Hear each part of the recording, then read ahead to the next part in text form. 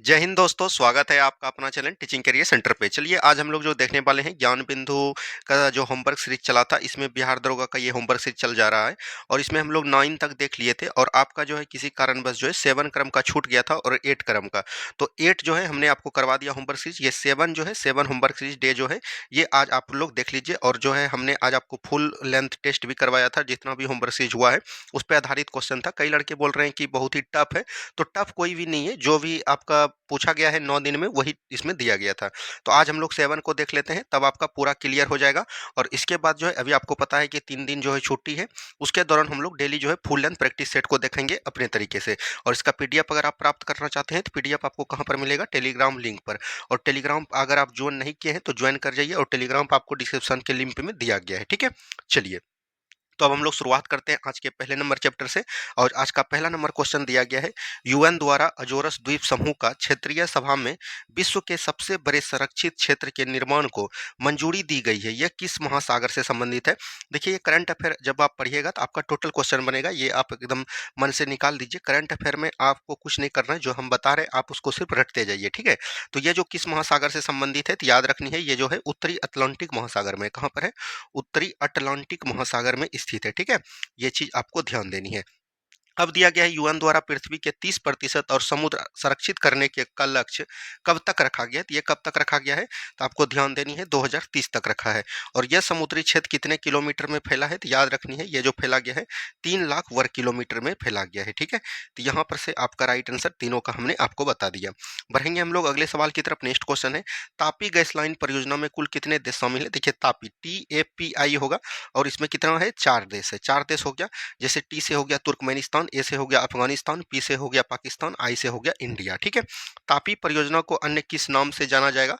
तो तापी परियोजना को अन्य किस नाम से जाना जाएगा, ये चीज पूछा गया है। तो याद रखनी है, इसको जो हम लोग बोलते हैं ट्रांस अफगानिस्तान पाइपलाइन के नाम से जानते हैं। ठीक है, टेप परियोजना का शिलान्यास कब किया गया था? शिलान्यास जो कब किया गया था? 2015 में किया गया था। और इसका लक्ष्य जो रखा गया है कब तक रखा गया है? 2030 तक रखा गया है। ठीक है, चलिए बढ़ेंगे हम लोग अगले सवाल की तरफ। नेक्स्ट क्वेश्चन को ध्यान से देखिए, लेबनान और सीरिया पर हाल ही में हुए हमले में टेक्नोलॉजी का प्रयोग किया गया था। मतलब लेबनान और सीरिया पर जो हाल ही में हमला हुआ उसमें किस टेक्नोलॉजी का? तो याद रखनी है, पेजर टेक्नोलॉजी का। क्या बोलिएगा? पेजर टेक्नोलॉजी का जो है यहाँ पर टेक्नोलॉजी का मतलब बोल सकते हैं कि यहाँ पर हमले में टेक्नोलॉजी का प्रयोग किया गया।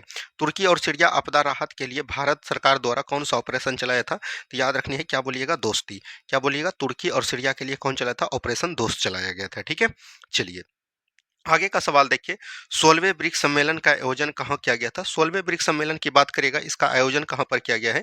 तो याद रखनी है, रूस में किया गया है। कहाँ पर किया गया है? रूस के कजान में किया गया है। ब्रिक्स में शामिल हुए कुल देशों की वर्तमान कितनी है संख्या पूछेगा तो 10 देश हो जाएगा। कौन हो जाएगा?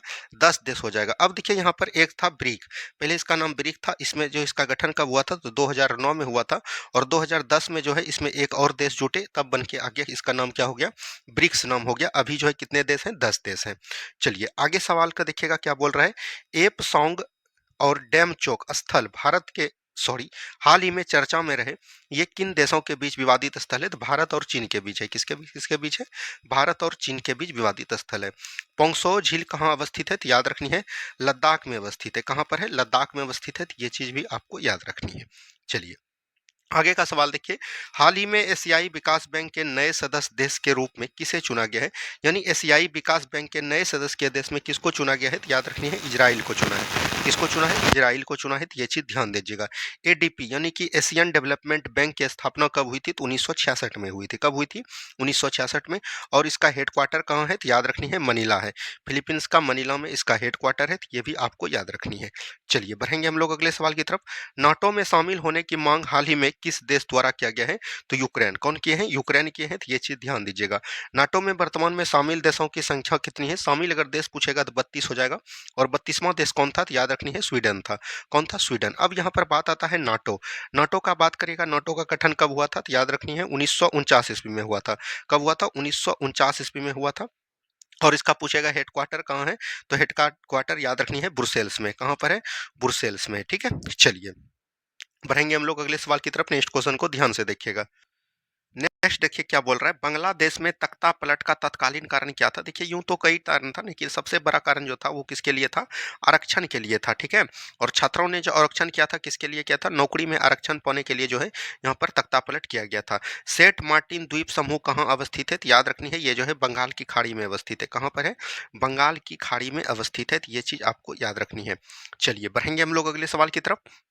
आगे का सवाल दिया गया है, 2024 में महिलाओं पर संयुक्त राष्ट्र कन्वेंशन का उल्लंघन किस देश के द्वारा किया गया? तो महिलाओं पर जो संयुक्त राष्ट्र कन्वेंशन का उल्लंघन किया गया वो किस देश के द्वारा किया गया? तो याद रखनी है तालिबान। तालिबान बोल सकते हैं, और तालिबान जो है कहाँ पर है? अफगानिस्तान में। तो अफगानिस्तान अगर ऑप्शन में रहे तो वो भी आपका राइट आंसर हो जाएगा। नेक्स्ट क्वेश्चन देखिए क्या बोला गया, मालाबार युद्धाभ्यास किन देशों के बीच आयोजित किया जाता है? तो 4 देशों के बीच आयोजित किया जाता है, और उसको हम लोग क्या बोलते हैं? क्वाड बोलते हैं। क्या बोलते हैं? क्वाड बोलते हैं। इसमें कौन-कौन है? तो याद रखनी है, सबसे पहले आपको अमेरिका याद रखनी है, उसके बाद अमेरिका के बाद आपको भारत याद रखनी है, भारत के बाद याद रखनी है ऑस्ट्रेलिया। क्या याद रखिएगा? ऑस्ट्रेलिया याद रखनी है, और एक आपका क्या हो जाता है? जापान हो जाता है। क्या हो जाता है? जापान हो जाता है। 3-4 देशों को याद रखनी है। अगला सवाल देखिए क्या बोला गया है, कांग्रेस की कार्य समिति की बैठक में भारत छोड़ो का प्रस्ताव पारित किया गया था, इसकी अध्यक्षता किसके द्वारा की गई थी? तो याद रखनी है अबुल कलाम आजाद के द्वारा। क्या याद रखनी है? अबुल कलाम आजाद के द्वारा, ठीक है। अबुल कलाम आजाद, क्योंकि भारत छोड़ो आंदोलन कब हुआ था? तो आपको पता होगा, भारत छोड़ो आंदोलन हुआ था 8 अगस्त 1942 के मध्यरात्रि को, 8 अगस्त 1942 को। और ये जो अबुल कलाम आजाद कांग्रेस के अध्यक्ष रहे थे, तो 1939 से लेके कब तक रहे थे? 45 तक रहे थे। तो इसी के बीच 1942 आता है, तो 1942 आपका यहाँ पर अबुल कलाम आजाद बिल्कुल राइट आंसर हो जाएगा। अब यहाँ पर बात आता है कांग्रेस। कांग्रेस का अधिवेशन याद रखनी है, स्थापना कब हुआ था? तो 1885 में हुआ था, और ये कहाँ पर किया गया था? तो मुंबई के तेजपाल संस्कृत महाविद्यालय में किया गया था। और ये किसके द्वारा किया गया था? तो याद रखनी है एओ ह्यूम के द्वारा। और इसका पहला अधिवेशन जो हुआ 1885 में हुआ, और उसकी अध्यक्षता किसने किया है? बोमेश चंद्र बनर्जी ने। और ये कहाँ पर हुआ था? तो बम्बई में हुआ था, ठीक है। उसके बाद 1886 में जो इनका अधिवेशन कलकत्ता में हुआ था वो किसने किया था? तो दादा भाई नौरोजी के द्वारा। उनके बाद 1887 में जो हुआ था याद रखनी है, ये कहाँ पर हुआ था? तो याद रखनी है मद्रास में। और ये किसने किया था? तो याद रखनी है बदरुद्दीन तैयब जी के द्वारा किया गया था। और 1888 में जो किया गया था कांग्रेस का अधिवेशन, इसकी अध्यक्षता कौन किया था? तो याद रखनी है प्रथम अंग्रेज था, उसका नाम क्या था? जॉर्ज यूल था, ठीक है। इतना चीज ध्यान दीजिएगा। एक 1896 में अधिवेशन को याद रखनी है, ये कहाँ पर हुआ था? इसको जो किया गया था रहीमतुल्लाह सियानी के द्वारा, और इसी अधिवेशन में वंदे मातरम को गाया गया था। उनके बाद याद रखनी है 1896 के बाद 1906 में हुआ था, और इसकी भी अध्यक्षता किसने किया था? दादा भाई नौरोजी ने किया था, ठीक है। उसके बाद 1907 में याद रखनी है सूरत अधिवेशन हुआ था, इसकी अध्यक्षता किसने किया था? रास बिहारी घोष ने किया था, जिसमें कि गरम दल और नरम दल अलग हुए थे, फिर मिले थे किसमें? 1916 में। और 1916 का अधिवेशन किसने किया था? तो याद रखनी है लखनऊ में हुआ था, और इसकी अध्यक्षता किसने किया था? तो अंबिका चरण मजबूदार ने किया था। इन सभी को याद रखनी है, कई बार जो है कांग्रेस के अधिवेशन से भी आपको प्रश्न पूछे जाते हैं। चलिए बढ़ेंगे हम लोग अगले सवाल की तरफ। भू राजस्व के अस्थायी बंदोबस्त प्रणाली ब्रिटिश भारत के लगभग कितनी भूमि पर लागू हुआ था? हमने बताया था आपको 3 प्रकार के बंदोबस्त थे। एक अस्थायी बंदोबस्त, यहाँ पर से हम सभी को लिख देते हैं। एक अस्थायी बंदोबस्त था, उसके बाद आपका एक था रैयतवाड़ी। क्या बोलिएगा? रैयतवाड़ी बंदोबस्त था, और उसके बाद एक था महलवाड़ी। क्या था? महलवाड़ी बंदोबस्त था। तो ये चीज एकदम ध्यान देते हुए चलनी है। अब देखिए यहाँ पर से आपका आए दिनों सवाल पूछा जाता है, तो अस्थायी बंदोबस्त किसने लाया था? तो याद रखनी है कॉर्नवालिस के द्वारा लाया गया था। और कॉर्नवालिस ने इसको कहाँ पर लाया गया था? तो याद रखनी है कब लाया था? 1793 में लाया था। रैयतवाड़ी व्यवस्था को किसने लगाया था? तो याद रखनी है टॉमस मुनरो के द्वारा लाया गया था, और अलेक्जेंडर रीड के द्वारा लाया गया था। तो ये भी चीज ध्यान दीजिएगा। और ये इसको इसी के द्वारा लाया गया था। महलवाड़ी किसने लाया था? तो याद रखनी है हॉल्ट मैकेंजे के द्वारा। किसके द्वारा? हॉल्ट मैकेंजे के द्वारा। अच्छा, रैयतवाड़ी व्यवस्था, ये अस्थायी बंदोबस्त जो है, इसको हम लोग बोलते हैं इस्तेमरारी व्यवस्था, और इसी को जमींदारी व्यवस्था बोलते हैं।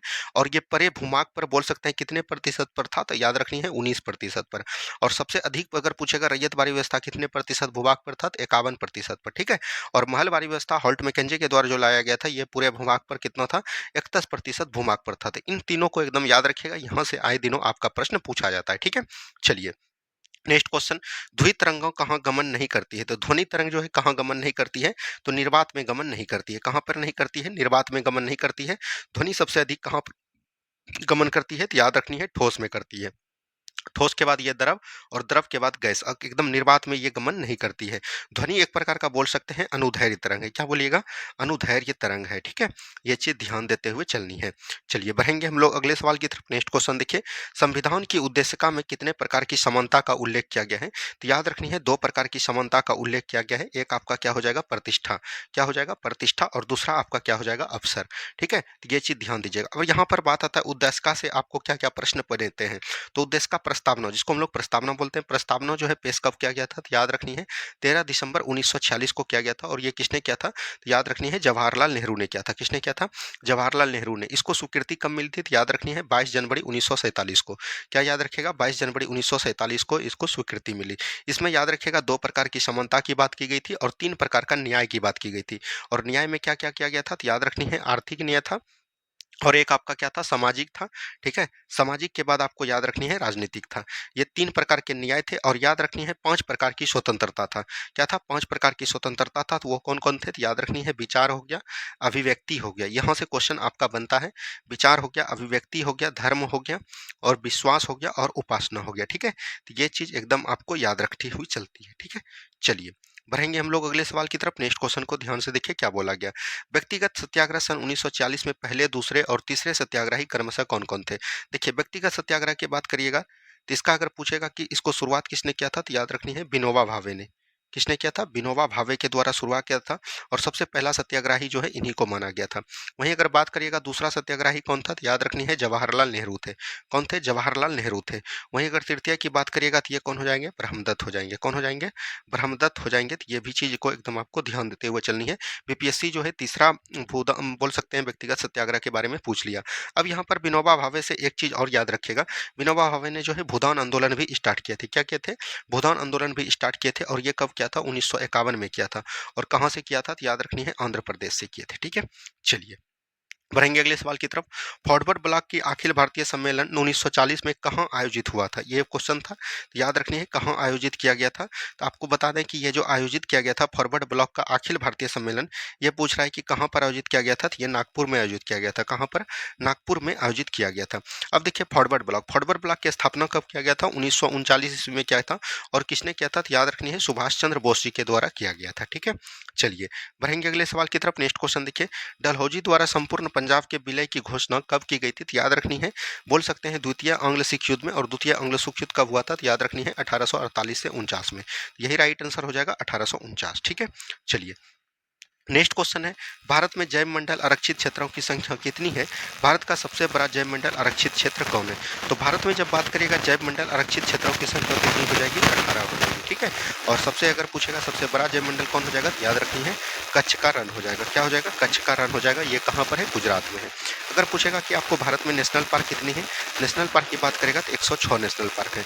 वहीं पर पूछेगा टाइगर रिजर्व कितने हैं? ठीक है? टाइगर रिजर्व कितने हैं? तो याद रखनी है 58 टाइगर रिजर्व है। इन सभी बातों को भी ध्यान देते हुए चलनी है।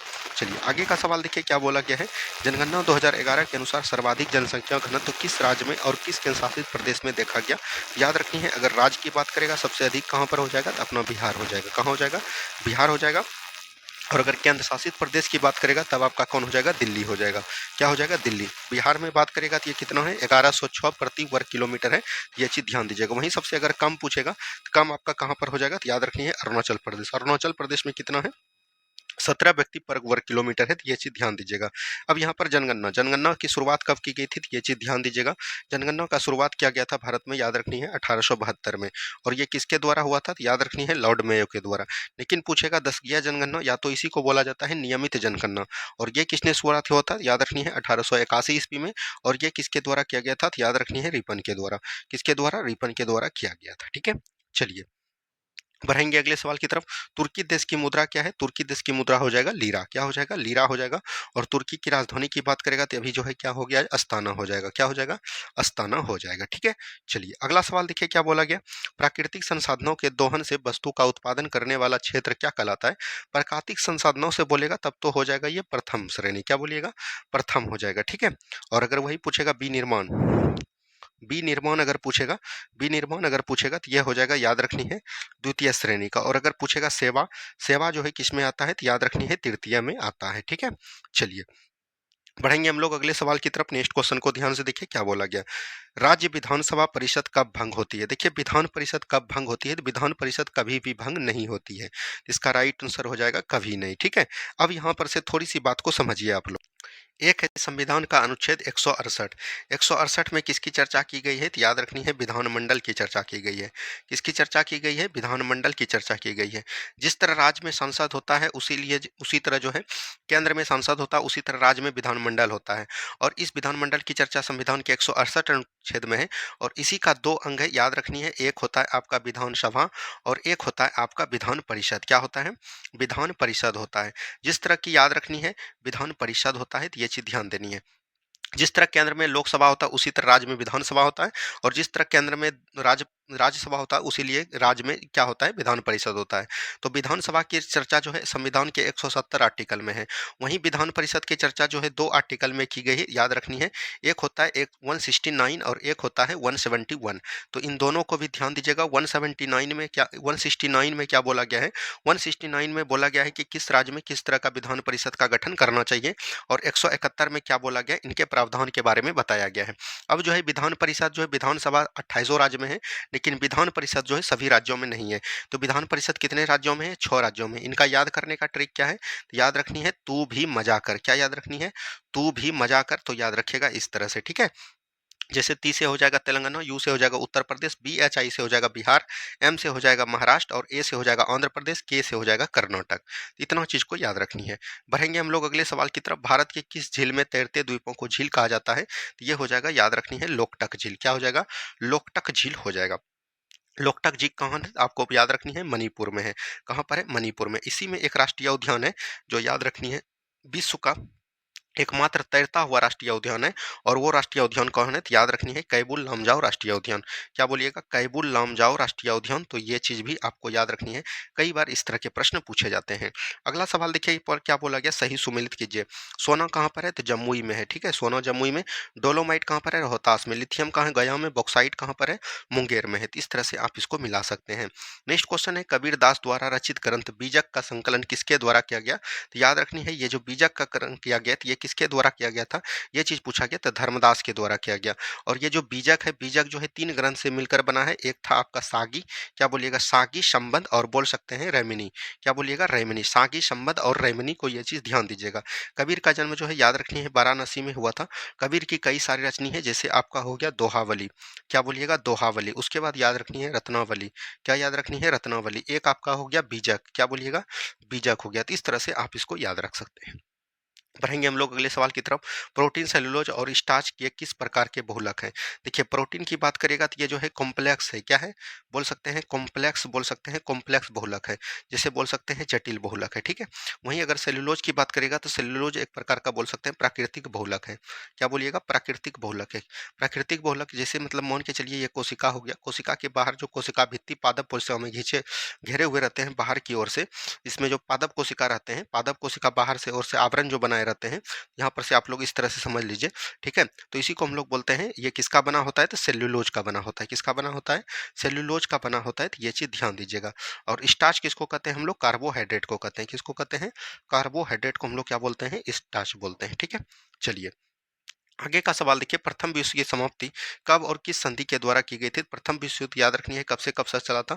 1914 से लेके 18 तक चला था। और इसका तत्कालीन कारण क्या था? ये भी आपसे एग्जाम में पूछा जाता है। तो याद रखनी है, ऑस्ट्रेलिया के राजकुमार की हत्या। क्या बोलिएगा? ऑस्ट्रेलिया के राजकुमार की हत्या किया गया था। तो ये चीज ध्यान देनी है। राजकुमार और उसकी पत्नी की भी हत्या किया गया था। और ये कहाँ पर किया था? सेरोजावा में एक स्थान है, इसीलिए हम लोग इसको बोलते हैं सेरोजावा हत्याकांड के नाम से भी जानते हैं। और 1918 में जो एक संधि हुआ था, इस संधि का नाम हम लोग क्या बोलते हैं? जिस युद्ध के तहत समाप्त हुआ था उसको हम लोग बोलते हैं वर्साई की संधि। क्या बोलेंगे? वर्साई की संधि के नाम से जानते हैं, ठीक है। चलिए बढ़ेंगे हम लोग अगले सवाल की तरफ। नेक्स्ट क्वेश्चन है, भारतीय संविधान के कौन से भाग में एक कल्याणकारी राज्य का परिभाषा है? तो याद रखनी है, भाग हो जाएगा आपका 4। क्या हो जाएगा? भाग आपका 4। भाग 4 में क्या गया है? तो याद रखनी है डीपीएसपी, जिसको हम लोग बोलते हैं राजकीय नीति निर्देशक सिद्धांत। और ये कहाँ से लिया गया है? किस देश के संविधान से? तो याद रखनी है, आयरलैंड के संविधान से लिया गया है। ये चीज ध्यान दीजिएगा। और इसमें अनुच्छेद कहाँ से आता है? तो 36 से लेकर 51 तक अनुच्छेद का प्रावधान किया गया है। इन सभी बातों को ध्यान दीजिएगा। तो यहाँ पर से देखिए 36 में क्या है? तो याद रखनी है, राज्य की परिभाषा है डीपीएसपी। दिलचस्पी की। 37 में क्या है, तो याद रखनी है राज्य के नीति निर्देशक सिद्धांत जो है न्यायालय में अपरिवर्तनीय नहीं होगा। और उसमें बोला गया 38 में लोक कल्याणकारी राज्य के बारे में, 39 में बोला गया है समान कार्य के लिए समान वेतन, 40 में बोला गया ग्राम पंचायत का गठन, 41 में बोला गया कुछ दशा में सरकारी सेवा, 42 में बोला गया प्रस्तुति सहायता, 43 में बोला गया निर्वाह योग्य मजदूरी, 43 के क में बोला गया है याद रखनी है कुटीर उद्योगों को बढ़ावा देना, 43 के ख में बोला गया है सहकारी समिति, 44 में बोला गया है समान सिविल संहिता, 45 में बोला गया है याद रखनी है 6 वर्ष के कम बच्चे को शिक्षा देना अनिवार्य है, 46 में बोला गया है SC/ST का प्रावधान, और 47 में बोला गया पोषण स्तर को बढ़ावा देना, 48 में बोला गया है याद रखनी है कृषि एवं पशुपालन, 48 के क में बोला गया है याद रखनी है पर्यावरण एवं वन्य जीवों का संरक्षण, 49 में बोला गया है राष्ट्रीय स्मारक का संरक्षण, 50 में बोला गया है कार्यपालिका और न्यायपालिका का पृथकीकरण, और 51 में बोला गया है याद रखनी है विदेशी शांति या अंतर्राष्ट्रीय समझौता। तो इतना चीज को एकदम आपको याद रखनी है, ठीक है। चलिए नेक्स्ट क्वेश्चन है मॉन्ट्रियल प्रोटोकॉल का संबंध किससे होगा और इसका आयोजन कब किया गया था। देखिए मॉन्ट्रियल प्रोटोकॉल का संबंध की बात करिएगा तो ये किससे हो जाएगा, ओजोन परत से। किससे है, ओजोन परत से है, तो ये चीज ध्यान दीजिएगा। अच्छा ओजोन परत जो है ये कहाँ पर होते हैं, तो याद रखनी है समताप मंडल में होते हैं। कहाँ पर होते हैं, समताप मंडल में। और इसकी अगर लंबाई की बात करिएगा तो 15 किलोमीटर से लेके लगभग 35 किलोमीटर तक इसकी मोटाई देखी गई है। ओजोन परत के लिए एक मॉन्ट्रियल प्रोटोकॉल हुआ था, ये कब हुआ था, 16 सितंबर 1987 में देखा गया था। तो ये चीज ध्यान दीजिएगा। और ये मॉन्ट्रियल कहाँ पर है, तो याद रखनी है कनाडा में है। कहाँ पर है, कनाडा में है। इन सभी बातों को याद रखनी है, ठीक है। चलिए बढ़ेंगे हम लोग अगले सवाल की तरफ। नेक्स्ट क्वेश्चन को ध्यान से देखिए क्या बोला गया है। नेक्स्ट क्वेश्चन देखिए मानव शरीर में अंतःस्रावी ग्रंथियों की संख्या कितनी हो जाएगी, तो 9 हो जाएगी। सबसे पहले देखिए क्या होता है, हाइपोथैलेमस। यहाँ पर से आप गिनिए, हाइपोथैलेमस होता है, हाइपोथैलेमस। उसके बाद आपका क्या होता है, तो याद रखनी है पिनियल होता है। क्या होता है, पिनियल होता है। पिनियल के बाद आपका क्या होता है, पिट्यूटरी, जिसको हम लोग पीयूष ग्रंथि के नाम से भी जानते हैं। पीयूष ग्रंथि के बाद गला में होता है, याद रखनी है थायराइड ग्रंथि। क्या होता है, थायराइड। और एक होता है पैराथायराइड। पैराथायराइड होता है, तो ये चीज भी आपको याद रखनी है। उसके बाद जब चेस्ट में आइए तो यहाँ होता है थाइमस ग्लैंड। क्या होता है, थाइमस। थाइमस के नीचे जब आइएगा तो आपको मिलेगा एक अग्नाशय। क्या मिलेगा, अग्नाशय। अग्नाशय के जब नीचे आइएगा दोस्तों, तो अग्नाशय के जब नीचे आइएगा एक मिलेगा एड्रिनल। क्या मिलेगा, एड्रिनल मिलेगा। एड्रिनल के नीचे क्या मिलेगा, जनन ग्लैंड मिलेगा। तो यहाँ से याद रखनी है क्या हो गया, 1 2 3 4 5 6 7 8 9 हो जाएगा। तो 9 ग्लैंड जो है अंतःस्रावी में आते हैं, ठीक है। चलिए बढ़ेंगे अगले सवाल की तरफ। नेक्स्ट क्वेश्चन है संविधान द्वारा प्रदत्त मूल अधिकारों के में कौन ऐसे अधिकार हैं जो केवल भारतीयों को प्राप्त है। मतलब कौन सा ऐसा आर्टिकल है जो सिर्फ भारतीयों को अधिकार है। तो याद रखनी है 15 16 19 29 और 30, ठीक है। तो ये जो ऐसे 5 अनुच्छेद हैं जो सिर्फ और सिर्फ भारतीय के ही अधिकार है, ठीक है। चलिए आगे की सवाल देखिए, निम्नलिखित में से कौन सा तल और उसके प्रतीक की जोड़ी सही है। देखिए मरकरी का क्या होता है, Hg, तो ये गलत हो गया। लेड का क्या होता है, Pb होता है सीसा का। सिल्वर का क्या होता है, Ag होता है। सोडियम Na, तो बिल्कुल राइट आंसर यहाँ पर से डी हो जाएगा। आगे की सवाल देखिए, भारत में वन स्थिति रिपोर्ट किस संगठन द्वारा जारी किया जाता है। तो वन स्थिति रिपोर्ट की बात करेगा तो ये कौन करता है, भारतीय वन सर्वेक्षण करते हैं। कौन करते हैं, भारतीय वन सर्वेक्षण विभाग करते हैं। तो ये भी चीज एकदम आपको याद रखनी है। और भारतीय वन सर्वेक्षण विभाग का जब मुख्यालय पूछेगा तो ये कहाँ पर हो जाएगा, देहरादून में हो जाएगा। और इसका कब करते हैं, तो प्रत्येक 2 वर्ष पे करते हैं। क्या करते हैं, 2 वर्ष पे करते हैं, ठीक है। चलिए नेक्स्ट क्वेश्चन है फलों को कृत्रिम रूप से पकाने के लिए किसका प्रयोग किया जाता है। कृत्रिम रूप से पूछेगा तब वो तो हो जाएगा एसिटिलीन। क्या हो जाएगा, एसिटिलीन हो जाएगा। वहीं अगर पूछेगा प्राकृतिक रूप से अगर पूछेगा, और फल जो ऑटोमेटिक प्राकृतिक रूप से पड़ता है वो कौन होता है, एथिलीन गैस के द्वारा। किसके द्वारा, एथिलीन के द्वारा, ठीक है। चलिए नेक्स्ट क्वेश्चन देखिए क्या बोला गया है, महासंधि में कौन सा संधि है, तो याद रखनी है स्वर संधि है। कितने हो जाएंगे, स्वर संधि हो जाएंगे, ठीक है। चलिए नेक्स्ट क्वेश्चन देखिए क्या बोला गया है। नेक्स्ट क्वेश्चन यहाँ पर दिया गया है, ऐसे जीव जिन्हें समानतः खुले आंखों से नहीं देखा जा सकता है, तो ये तो हो जाएगा सूक्ष्म जीव। क्या हो जाएगा, सूक्ष्म जीव हो जाएगा। और सूक्ष्म जीव का खोज किसने किया था, तो याद रखनी है ल्यूवेन हॉक ने किया था।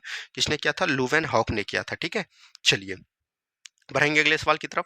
तंबाकू में मोज़ेक बीमारी वायरस द्वारा होता है, इसका पता सर्वप्रथम किसने लगाया था, तो याद रखनी है इवानोवास्की ने। किसने लगाया था, इवानोवास्की के द्वारा लगाया गया था। और इससे जो खोजा गया था, तो याद रखनी है इसको हम लोग बोलते हैं टोबैको मोज़ेक वायरस, ठीक है। टीएमवी में खोजा गया था, तो ये चीज़ ध्यान देनी है।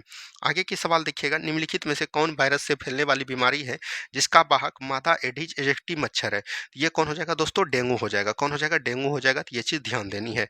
अगला सवाल देखिए क्या बोला गया है, जंतुओं में होने वाले फुट एंड माउथ रोग किसके कारण उत्पन्न होता है। फुट एंड माउथ रोग पूछेगा तो ये हो जाएगा कवक के द्वारा। क्या हो जाएगा, कवक। कवक का अध्ययन हम लोग क्या बोलते हैं, तो याद रखनी है माइकोलॉजी बोलते हैं। क्या बोलते हैं, माइकोलॉजी बोलते हैं। इससे और कौन कौन होते हैं, तो याद रखनी है जैसे आपका दाद हो गया, खुजली हो गया, ये सभी भी इसी से होते हैं, ठीक है। चलिए आगे के सवाल देखिएगा, संपूर्ण भारत को पोलियो मुक्त कब घोषित किया गया था?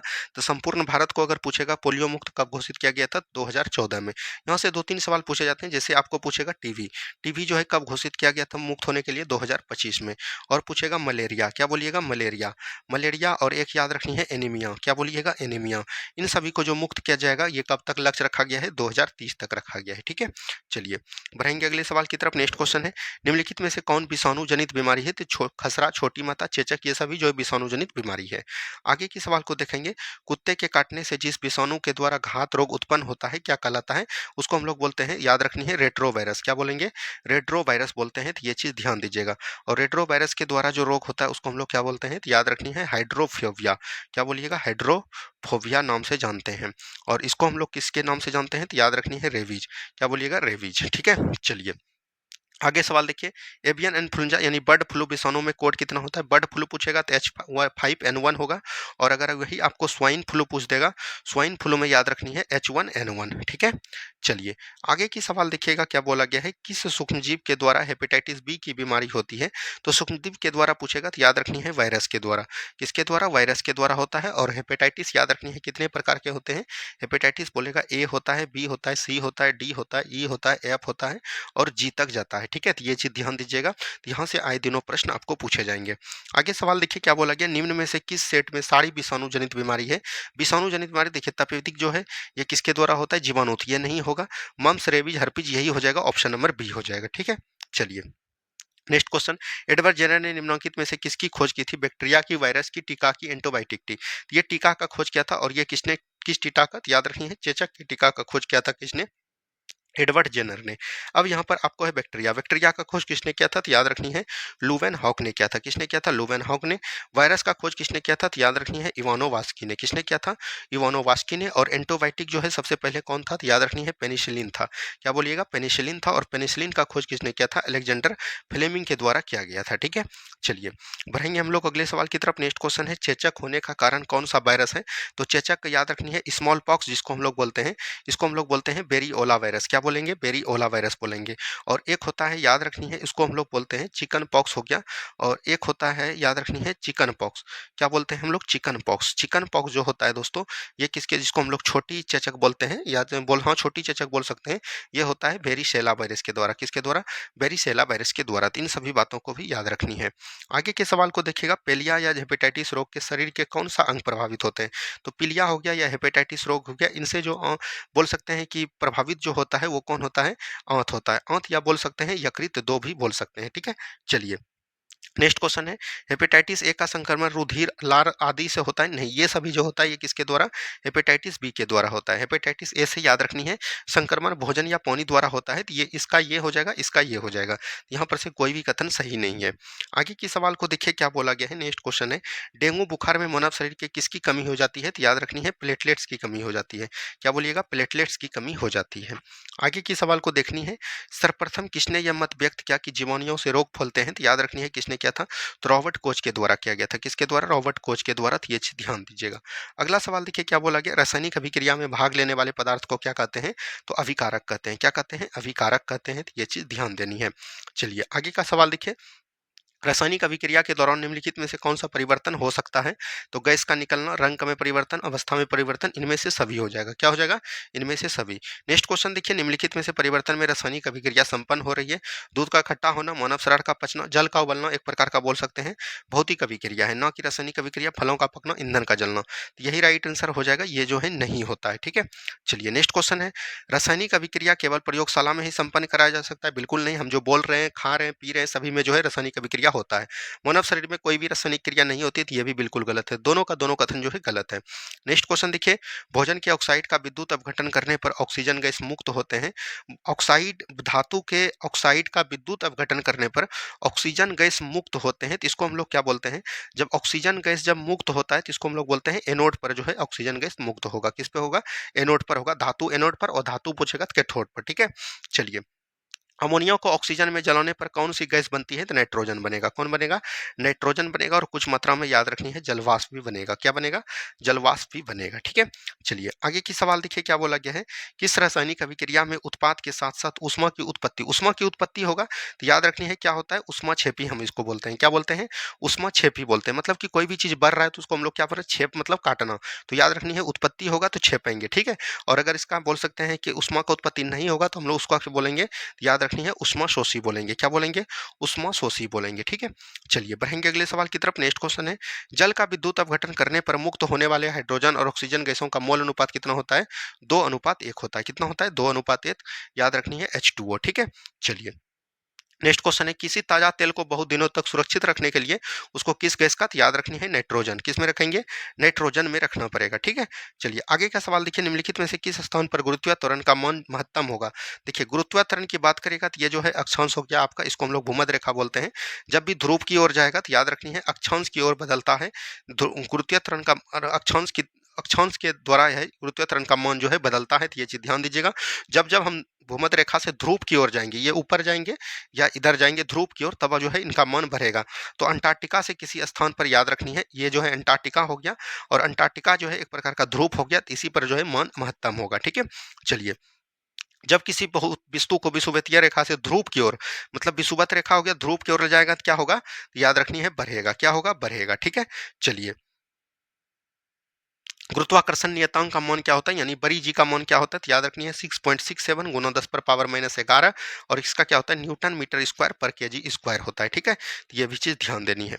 आगे की सवाल को देखेंगे, चंद्रमा पर किसी वस्तु का भार पृथ्वी के उसके भार का लगभग कितना गुना? तो 1/6 गुना होता है। ठीक है, चलिए नेक्स्ट क्वेश्चन देखिए क्या बोला गया। गुरुत्वाकर्षण का मान पृष्ठ के ऊंचाई के मान से बढ़ता है नहीं, ऊंचाई के मान से कम होता है नहीं, एक स्थान से दूसरे अक्षांश के अनुसार बदलेगा। यही राइट आंसर हो जाएगा, ऑप्शन नंबर सी हो जाएगा। नेक्स्ट क्वेश्चन देखिए, लिफ्ट एक आदमी पर खड़ा रहता है, लिफ्ट समरूप वेग से ऊपर जा रहा है तो आदमी का वजन याद रखनी है समान रहेगा, यानी कि परिवर्तित नहीं होगा। ठीक है, ये चीज ध्यान दीजिएगा। जब तक त्वरण की बात ना किया जाए, त्वरण की बात ना किया जाए, तब तक लिफ्ट में कुछ नहीं होगा। जब त्वरण से ऊपर जाएगा तो त्वरण का याद रखनी है, लिफ्ट जब आदमी का भार बढ़ेगा, त्वरण से जब नीचे आएगा तब जो है याद रखनी है आदमी का भार घटेगा। आगे की सवाल देखिएगा क्या बोला गया, किसने न्यूटन से पूर्व ही बता दिया कि सभी वस्तुएं जो है गुरुत्वाकर्षण के विरुद्ध है? तो याद रखनी है ये किसने बनाया था? तो याद रखनी है ब्रह्मगुप्त ने। किसने बताया था? ब्रह्मगुप्त ने बताया था। ठीक है, चलिए अगला सवाल देखिए, एक भूग्रह अपने कक्ष पर निरंतर गति करता है, वह अपने अपकेंद्र बल के प्रभाव से होता है, जो कहाँ प्राप्त होता है? तो याद रखनी है पृथ्वी के गुरुत्वाकर्षण से। कहाँ से? पृथ्वी के, बोल सकते हैं पृथ्वी के गुरुत्वाकर्षण का। क्या बोलिएगा? पृथ्वी के गुरुत्वाकर्षण का। ठीक है, ये चीज ध्यान देनी है। चलिए नेक्स्ट क्वेश्चन देखिए, किसी तुल्यकारी उपग्रह का पृथ्वी की सतह से ऊंचाई लगभग कितनी होती है? तो 36,000 किलोमीटर होती है। कितना होता है? 36,000 किलोमीटर होता है, तो ये चीज ध्यान देनी है। आगे का सवाल देखिए, पृथ्वी तल से किस न्यूनतम वेग से प्रक्षेपित किया जाने पर कोई रॉकेट पृथ्वी के गुरुत्वाकर्षण को पार करके अंतरिक्ष में चला जाएगा? तो याद रखनी है पलायन वेग से।